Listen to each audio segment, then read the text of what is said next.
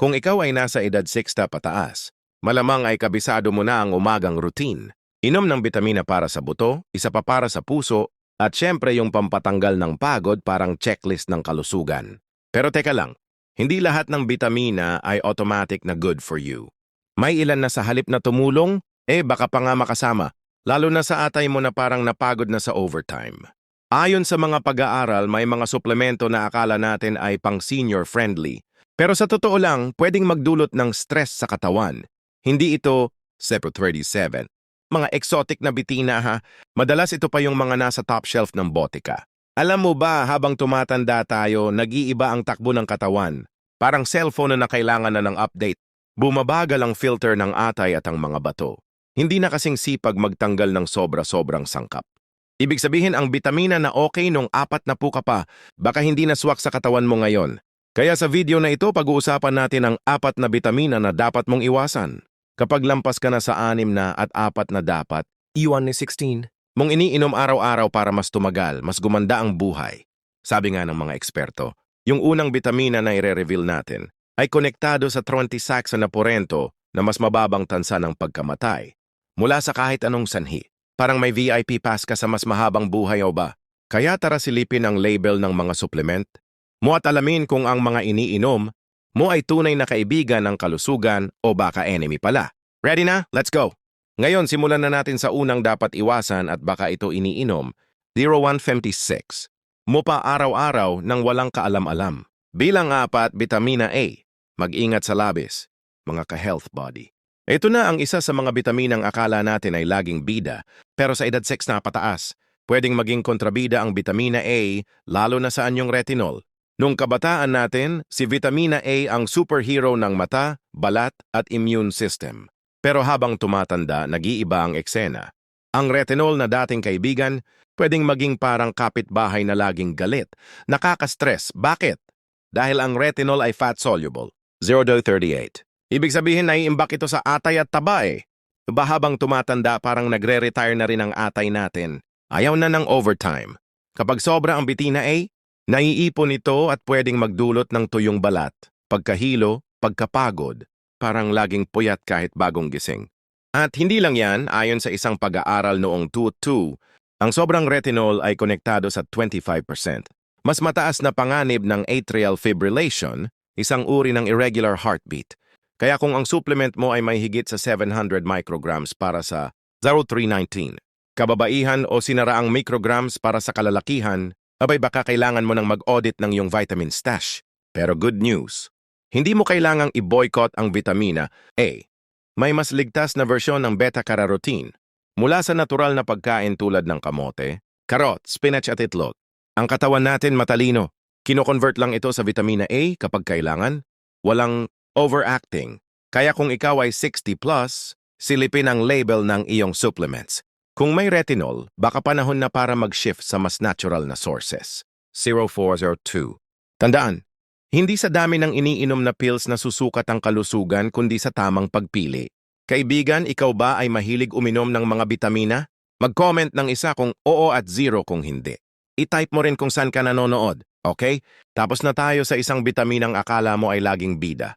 Ngayon, lipat naman tayo sa isang mineral na madalas kasama sa multivitamins, pero baka hindi mo na kailangan. Number 3, bakal iron kaibigan o kaaway. Si bakal dati siyang bida sa mundo ng supplements.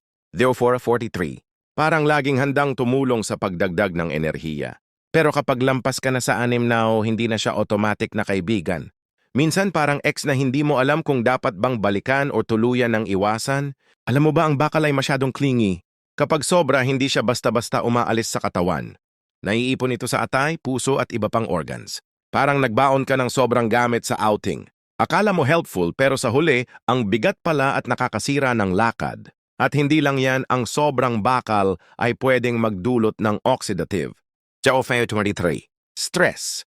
Parang kalaban sa loob ng katawan na tahimik pero epektibo. Inuubos ang enerhiya, pinapahina ang memorya.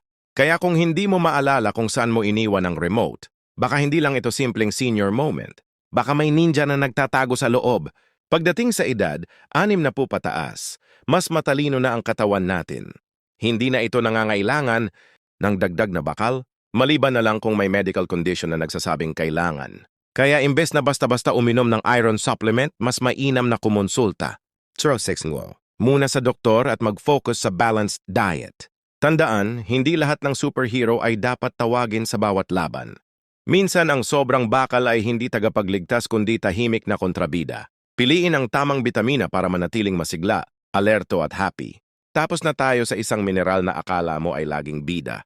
Ngayon lipat naman tayo sa isa pang sikat na supplement pero baka may twist ang kwento. Bilang dalawa, ang panganib ng calcium supplements hindi laging bida. Si calcium laging bida sa usapan tungkol sa buto. Parang automatic na kasama sa senior starter pack. Pero teka lang, bago ka mag-stock ng supplements, may kailangang linawin. Hindi porkit pang buto laging safe. Sa loob ng maraming taon, sinasabi sa mga seniors na uminom ng calcium araw-araw, parang golden ticket daw sa matibay na buto. Pero ayon sa bagong pag-aaral, kapag iniinom mo ito ng mag-isa, walang kasamang ibang nutrients, baka hindi ito ticket sa kalusugan kundi sa problema. Bakit nga ba? Ganito yan. Ang sobrang calcium ay pwedeng mag-ipon sa mga ugat, lalo na kung walang vitamin D3, K2 o magnesium na tumutulong sa tamang paggamit nito. 19. Ang resulta, mas mataas na panganib ng heart attack. Oo, yung puso mong loyal sao mula pa nung unang crush mo baka mapagod sa sobrang calcium overload.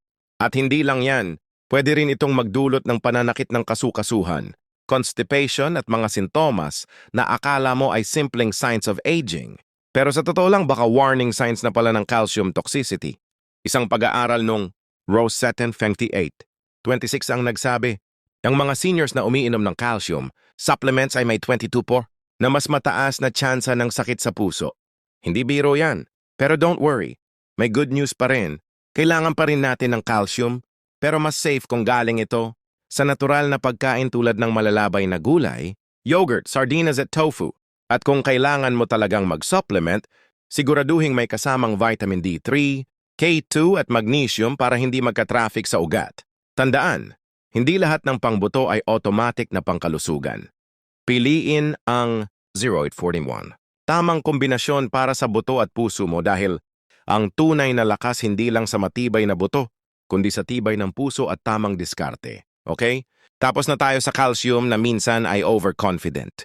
Ngayon lipat naman tayo sa isang bitamina na akala mo ay harmless, pero may twist din ang kwento. Bilang isa, BK ang bitaminang mukhang kaibigan, pero pwede pa ang maging kaaway. Si vitamin B6 mukhang mabait, parang laging handang tumulong sa energy at brain function. Pero sa edad 60 na po pataas, kailangan na nating maging 21. Mapanuri, hindi lahat ng mukhang kaibigan ay tunay na kakampi. Minsan may tinatagong agenda.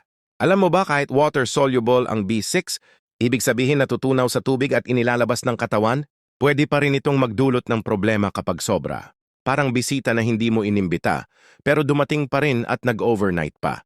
Ayon sa isang pag-aaral noong 2007, ang mga seniors na umiinom ng mataas na dose ng B6 supplements ay may dobleng panganib na magkaroon ng nerve damage o yung tipo ng pamamanhid, tusok-tusok, 1002, o parang may kuryente sa paa at kamay. Hindi mo aakalain na ba ang recommended na limitasyon 100 ml kada araw, pero kung titingnan mo ang label ng ilang supplements, may mga umaabot ng 50% ng limit na yan sa isang serving lang. Ibig sabihin, pwede kang sumobra ng hindi mo namamalayan. Surprise overload! Pero huwag mag-alala, may masarap at safe na paraan para makuha ang B6.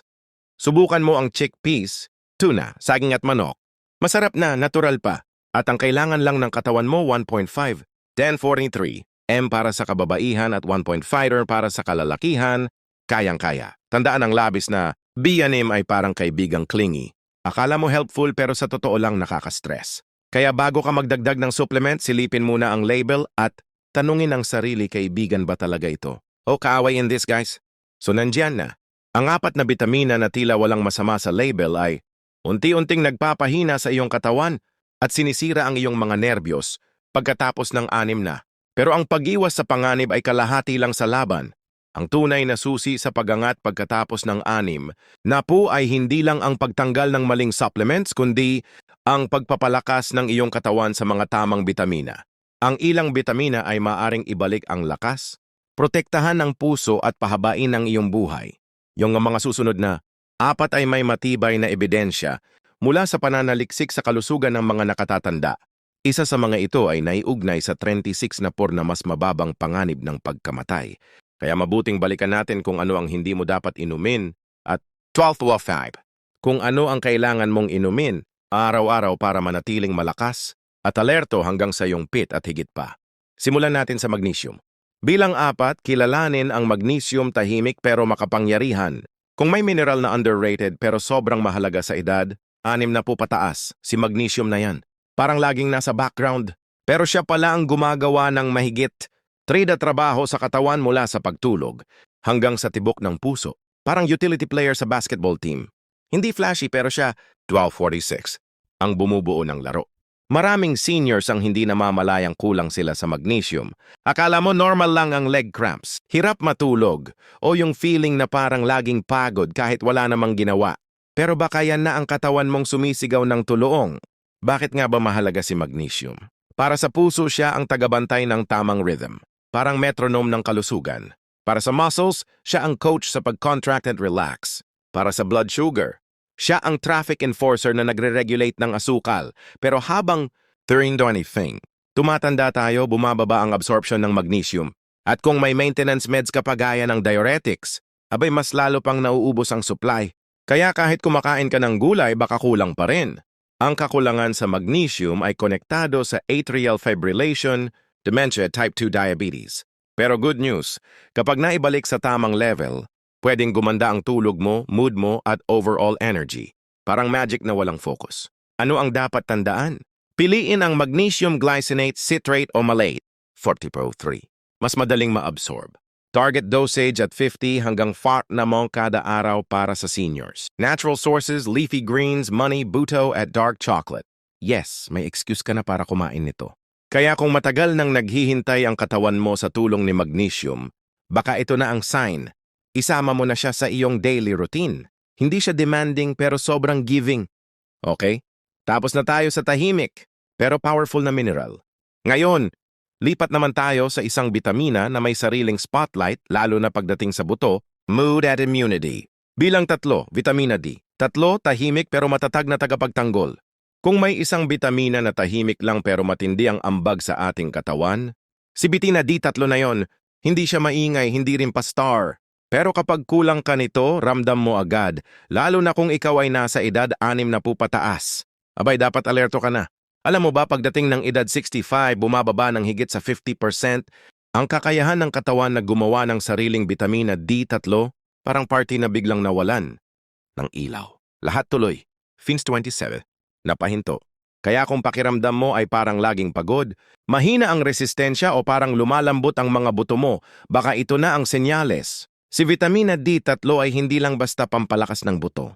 Isa siyang superhero na tahimik na nagbabantay sa iyong immune system, kalamnan at mood. At hindi ito chika lang. Ayon sa British Medical Journal, 220.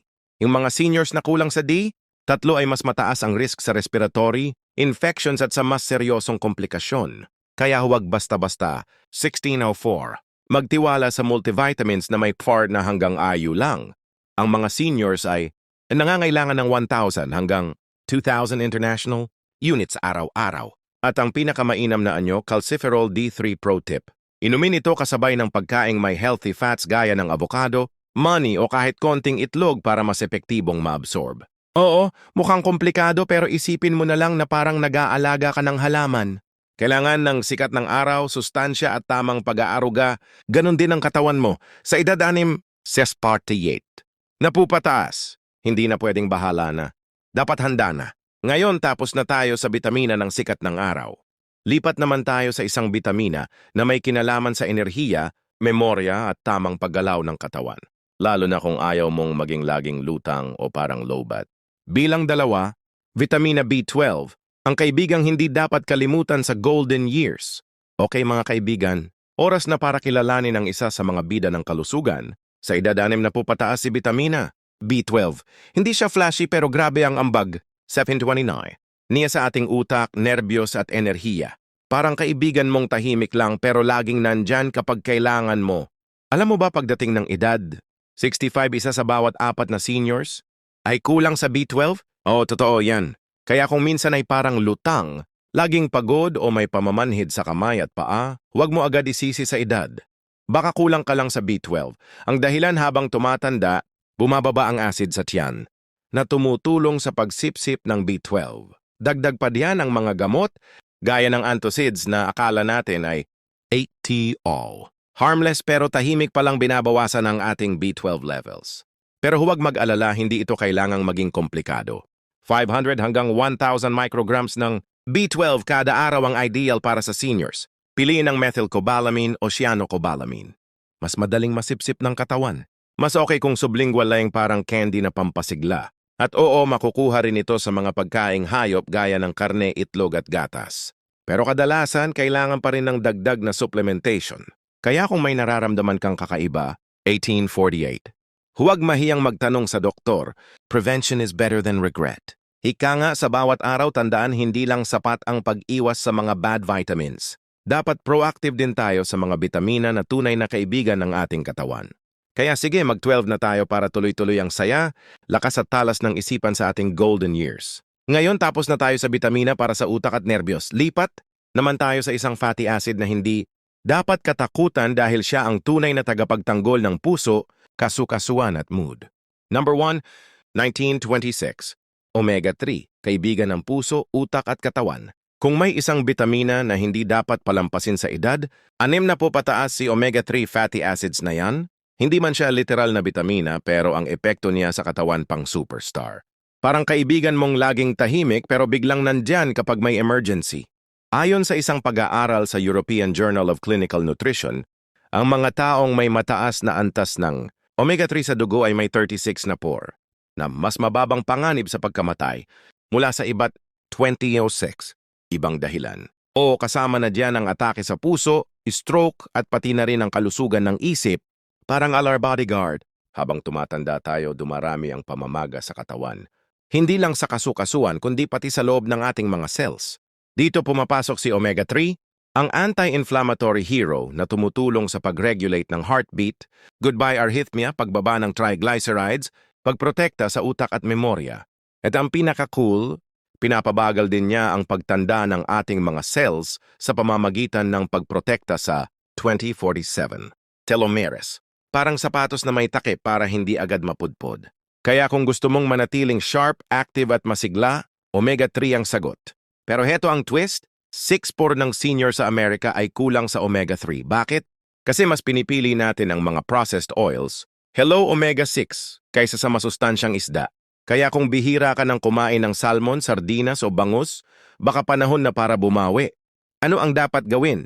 Kumain ng matabang isda gaya ng salmon at sardinas. At least 2 servings, 21.27, kada linggo.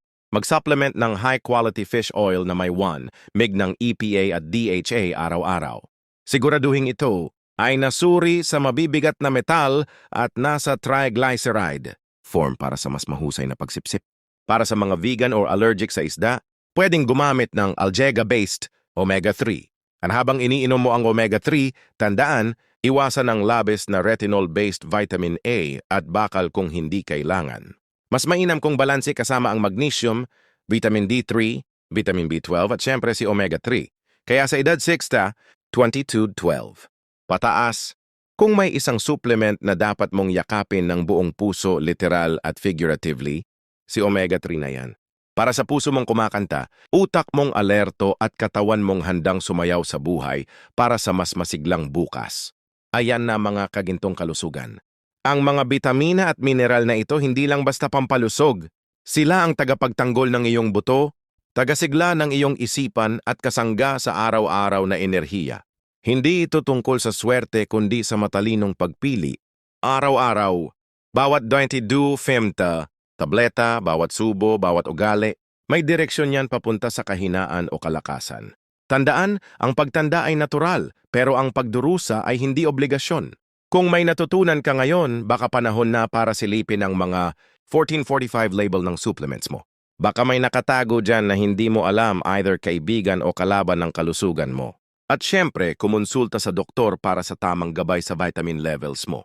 Sabihin mo sa amin sa comments, alin sa mga bitamina ang pinakagulat para sa'yo? Yung tipong ay akala ko okay. Naman tayo sa isang fatty acid na hindi dapat katakutan, Dahil siya ang tunay na tagapagtanggol ng puso, kaso-kasuan at mood. Number 1, Tanin 26, Omega-3, kaibigan ng puso, utak at katawan. Kung may isang bitamina na hindi dapat palampasin sa edad, 60 pataas si omega-3 fatty acids na yan, hindi man siya literal na bitamina pero ang epekto niya sa katawan pang superstar. Parang kaibigan mong laging tahimik pero biglang nandyan kapag may emergency. Ayon sa isang pag-aaral sa European Journal of Clinical Nutrition, ang mga taong may mataas na antas ng omega-3 sa dugo ay may 36 na por, na mas mababang panganib sa pagkamatay mula sa iba't 26 ibang dahilan. O kasama na diyan ang atake sa puso, stroke at pati na rin ang kalusugan ng isip. Parang our bodyguard. Habang tumatanda tayo, dumarami ang pamamaga sa katawan. Hindi lang sa kasu-kasuan kundi pati sa loob ng ating mga cells. Dito pumapasok si omega-3, ang anti-inflammatory hero na tumutulong sa pag-regulate ng heartbeat, goodbye arrhythmia, pagbaba ng triglycerides, pagprotekta sa utak at memorya, at ang pinaka-cool, pinapabagal din niya ang pagtanda ng ating mga cells sa pamamagitan ng pagprotekta sa 2047 telomeres. Parang sapatos na may takip para hindi agad mapudpod. Kaya kung gusto mong manatiling sharp, active at masigla, omega-3 ang sagot. Pero heto ang twist, 6-4 ng senior sa Amerika ay kulang sa omega-3. Bakit? Kasi mas pinipili natin ang mga processed oils, hello omega-6, kaysa sa masustansyang isda. Kaya kung bihira ka ng kumain ng salmon, sardinas o bangus, baka panahon na para bumawi. Ano ang dapat gawin? Kumain ng matabang isda gaya ng salmon at sardinas. At least 2 servings, 21-27 kada linggo. Mag-supplement ng high-quality fish oil na may 1 mg ng EPA at DHA araw-araw. Siguraduhin ito ay nasuri sa mabibigat na metal at nasa triglyceride, form para sa mas mahusay na pagsipsip. Para sa mga vegan or allergic sa isda, pwedeng gumamit ng algae-based omega-3.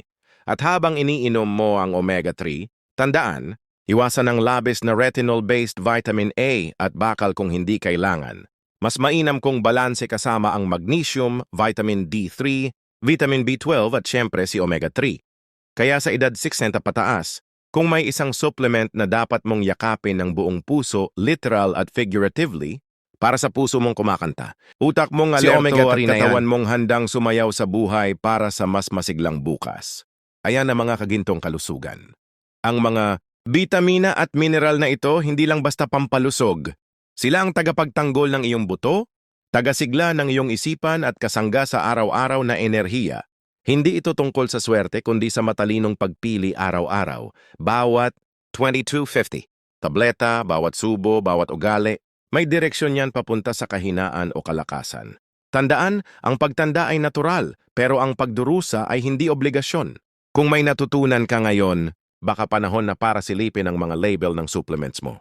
Baka may nakatago dyan na hindi mo alam either kaibigan o kalaban ng kalusugan mo. At syempre, kumonsulta sa doktor para sa tamang gabay sa vitamin levels mo. Sabihin mo sa amin sa comments, alin sa mga bitamina ang pinakagulat para sa'yo? Yung tipong ay akala ko okay, 2332. To, ooy kailangan ko pala to. Huwag kalimutang i-like, mag-subscribe sa Gintong Kalusugan, at i-ring ang notification bell para sa mas marami pang katotohanan,